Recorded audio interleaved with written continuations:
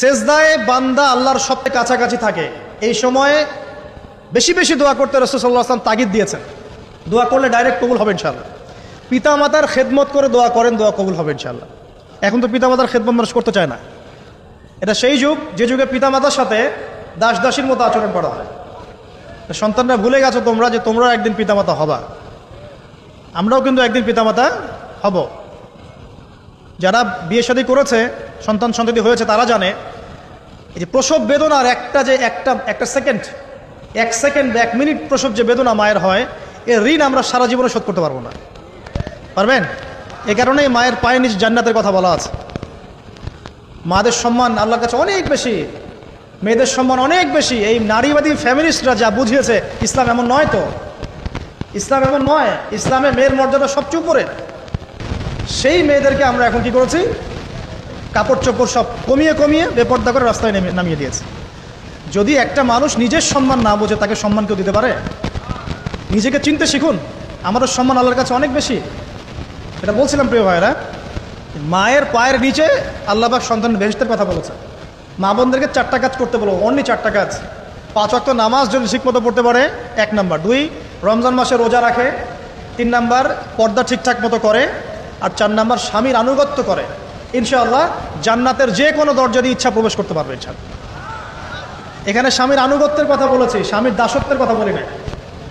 আনুগত্য দাসত্ব এক জিনিস না। আনুগত্য মানে কি? আনুগত্য মানে আপনি স্বামীর যে কোনো ভালো কাজে আপনি তাকে সায় দিবেন। আনুগত্য। নামাজ পড়তে বলেছে, নামাজ পড়তে হবে। পর্দা করতে বলেছে, আপনি পর্দা করবেন। বেপর্দায় যাবেন, আপনি যাবেন না। এটা আনুগত্য। দাসত্ব কি? দাসত্ব হচ্ছে যে সে ভালো মন্দ যাই বলুক আপনি শুনছেন, এটা দাসত্ব। এটা করবেন না। মা বোনরা 4টা কাজ বাসায় গিয়ে আবার শুনিয়ে দিবেন। নবীজি বলেছেন 4টা কাজ কোনো মেয়ে করলে জান্নাতের যে কোনো দরজা দিয়ে ইচ্ছা প্রবেশ করতে পারবে। 1 নাম্বার, 5 ওয়াক্ত সালাত। 2 নাম্বার, রমজান মাসের সওম রোজা। 3 নাম্বার, পর্দা ঠিকঠাক মতো করবে, লজ্জাস্থানের হেফাজত। এবং 4 নাম্বার, স্বামীর আনুগত্য করা। মায়ের খেদমত করে দোয়া করেন, দোয়া কবুল হবে ইনশাআল্লাহ। বাবার খেদমত করে দোয়া করেন, দোয়া কবুল হবে ইনশাআল্লাহ। কোরআন তেলাওয়াত করে দোয়া করেন, দোয়া কবুল হবে ইনশাআল্লাহ। মনে করেন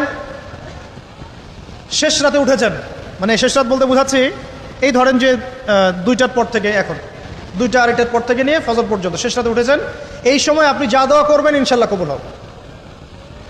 হ্যাঁ, বলতে বাধ্য হচ্ছি, এখনকার তরুণ সমাজ ওই 2টা 2:30টার দিকে ওই যে কার কার খেলা থাকে, ওই খেলাগুলো দেখার জন্য ওঠে, তাহাজ্জুদ পড়ার জন্য উঠতে পারে না। অথচ আল্লাহ